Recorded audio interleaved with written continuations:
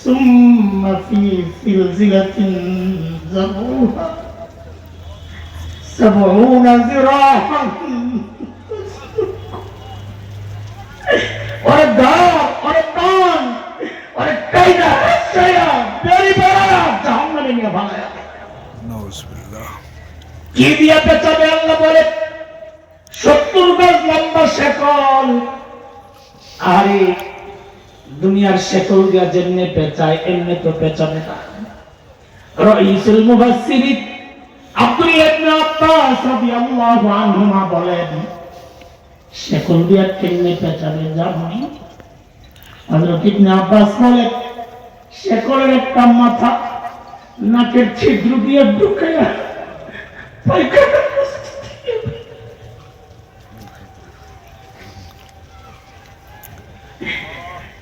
নাকের ছিদ্র দিয়ে ঢুকাইয়া পায়খানা রাস্তা দিয়ে বের কইরা কাইনা পেঁচাইয়া নিয়ে জাহান্নামে ফেলায়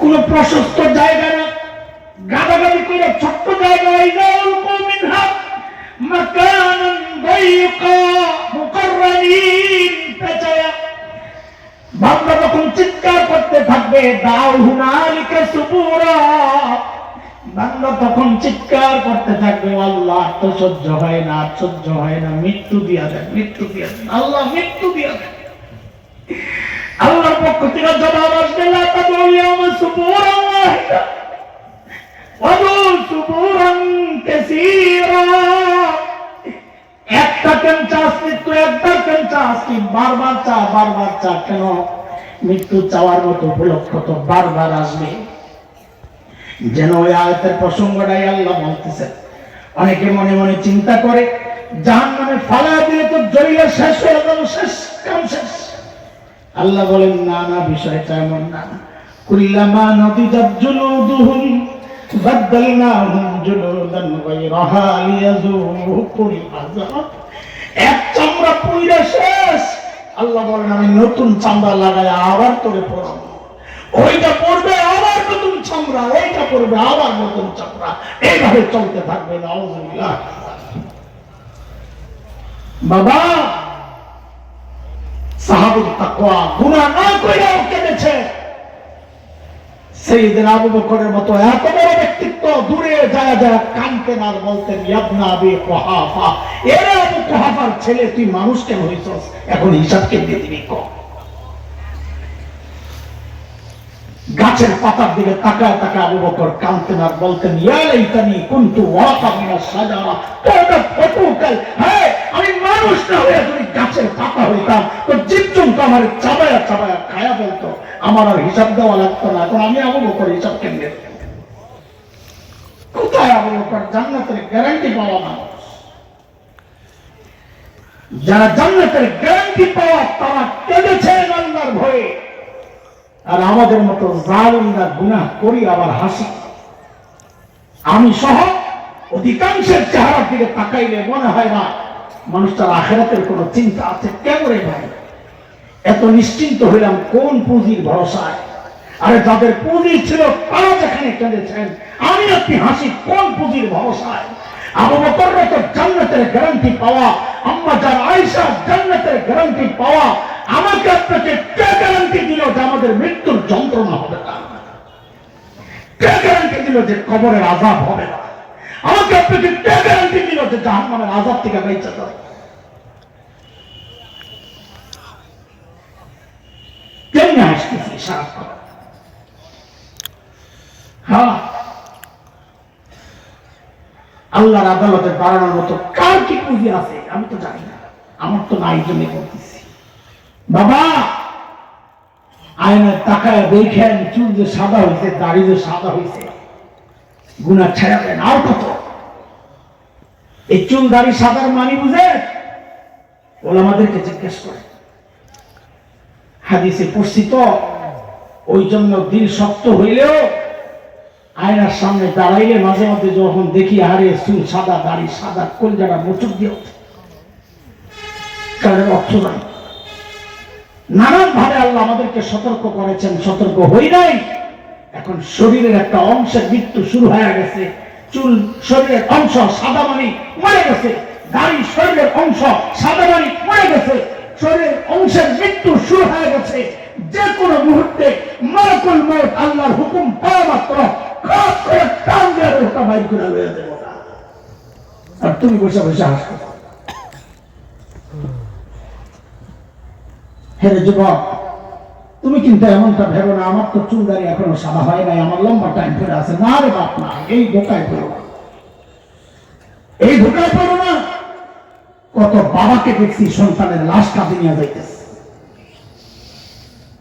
কে জানে, আমি সহ কে জানে এই মজলিসেও এমন কেউ থাকতে পারে যার খবর নাই, ও নিশ্চিন্তে বসে আছে এখানে, কিন্তু জানেও না ওর কাপড়ের কাপড়টা ইতিমধ্যেই চলে আসছে দোকান, বাড়িতে রওনা দেওয়া অপেক্ষা। হাসতেছে এখানে বসে বসে। যুবক, আমি দুর্বল মানুষ, আমার সব দিক থেকেই দুর্বলতা, এই নিয়ে আমলে গলায় তো কিচ্ছু নাই। আমি জানি না আমার কথাগুলো তোদের হৃদয় পর্যন্ত আমি পৌঁছাতে পেরেছি কিনা, না পারলে শেষ একটা চেষ্টা আমি করে দেখতে পারি তোরা চাইলে।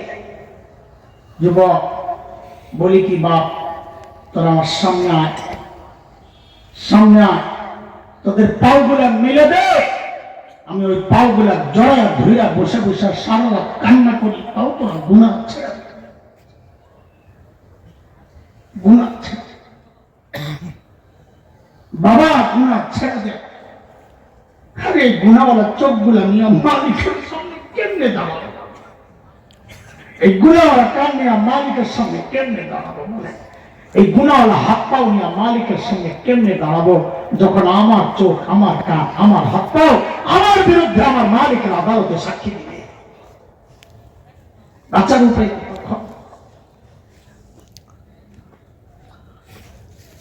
ঘাবড়ায়েন না।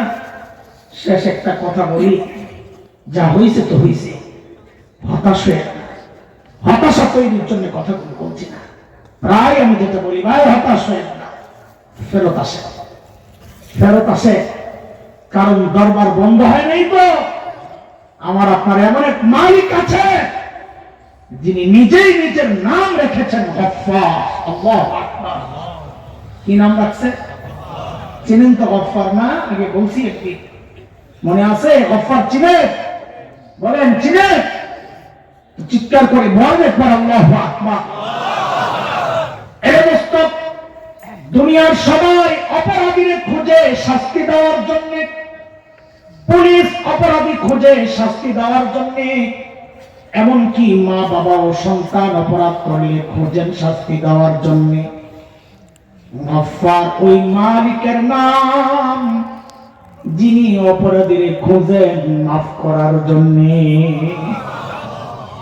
প্রতি রাতে শেষ রাতে আইসায় ডাকতে থাকে, আলামিন মুস্তাগফিরিন ফাগফির লাহ। এই কে গুনাহ করছস, আয় বান্দা আয় আমার কাছে মাফ চা, আমি তোরে মাফ করে দিব। আমাদের মতো অনেক গুনাহওয়ালা হতাশ বান্দা যদি জানতে চায়, ও আমার মালিক আমার গুনাহ তো অনেক, আপনি মাফ করবেন কত? গফফারের পক্ষ থেকে যেন জবাব আসে, বান্দারে তুই গুনাহ করছস যত, বলে মাফ করবেন কত? বলে গুনাহ করছস যত। বলে তাও একটু শুনি না। হাদিসে কুদসি আল্লাহ বলেছেন, নবীজি আমাদেরকে শোনাইছেন, শব্দ নবী, আমার আল্লাহ বলেন, আমার কোন বান্দার গুনার পরিমাণ যদি সারা দুনিয়া ভরে যায়, ভরতে ভরতে যায় যদি ওই আসমানের সাথে যায় লাগে, দোস্ত আসমান কত দূর জানা আছে?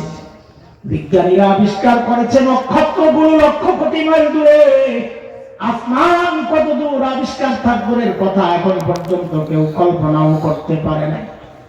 আমার আল্লাহ বলে, আমার বান্দা কারো গুনাহ যদি সারা দুনিয়া ভরে আসমানে যায় লাগে, এই বিশাল গুনাহ ভান্ডার নিয়ে আমার বান্দা অনুতপ্ত হইয়া অনুশোচনা সহ আইসা আমার দুয়ারে যদি দাঁড়ায় বলে, ওগো আমার মালিক আমি ভুল করছি, আমারে মাফ করে দাও, আমার আল্লাহ বলেন লা উবালি, আমার কোনো পরোয়া নাই, আমার বান্দা মাফ চাওয়ার সাথে সাথে আমি তার জিন্দেগীর সব গুনাহ খাতা মাফ করে দিব। ভাইও, আল্লাহর ওই যে দুই হুকুম মনে আছে? শুনুন কথা। আল্লাহ বলেছেন, ওই ইমানদারেরা আমারে ভয় করো। মানে কি? আল্লাহর ভয়ে গুনাহ ছাড়বো ইনশাআল্লাহ। ওয়াল তানজুর নাফসুম মা কদ্দামাত লিগাদ, প্রত্যেকটা মানুষের উচিত তার আখিরাতের পুঁজি কি, কামাই কি, সম্বল কি, আল্লাহর আদালতে কি নিয়ে দাঁড়াবো, এটা নিয়ে প্রত্যেকের চিন্তা করা উচিত। আজকে থেকেই নতুন জীবন শুরু করে অযথা সময় নষ্ট করব না। সময় নষ্ট করা আমাদের বড়দের কাছ থেকে শোনা মৃত্যুর চেয়েও ভয়ঙ্কর। সময় নষ্ট করা মৃত্যুর চেয়েও ভয়ঙ্কর। কেন? মৃত্যু মানুষকে দুনিয়া থেকে বিচ্ছিন্ন করে, মৃত্যু মানুষকে মখলুক থেকে বিচ্ছিন্ন করে, আর সময় নষ্ট করা মানুষকে তার রব থেকে বিচ্ছিন্ন করে দেয়। এই জন্য সময় নষ্ট করবো না যুবক। সময় পাইছি তো তাসবিহ পড়তে থাকি, জিকির করতে থাকি, সময় মতো নামাজ পড়ি, মা বাবা থাকলে খিদমত করে নিজের জান্নাত বানাই, আল্লাহর রাস্তে আখিরাতের পুঁজি সমৃদ্ধ করি। আল্লাহ তাআলা আমাকেও তৌফিক দেন, আপনাদেরকেও তৌফিক দেন। আমাদের এই মাদ্রাসাকেও আল্লাহ কবুল করেন। এটা আমাদের মাদ্রাসা। হাতিমারা মাদ্রাসার সাথে আমাদের আত্মিক সম্পর্ক হয়ে গেছে। এখন নিজের মাদ্রাসা মনে হয়, নিজেরই মাদ্রাসা মনে হয় না, নিজেরই মাদ্রাসা। আলহামদুলিল্লাহ, সবসময় খোঁজ খবর রাখি। ওনারাও এতটা মায়া আদর দেখা আলাদা করার কোনো সুযোগই আমরা পাই না। সারা বছর খোঁজ খবর রাখেন। আল্লাহ তাআলা তাদেরকে জাযা খায়ের দান করে। আমাদের আহমদ ভাই এবং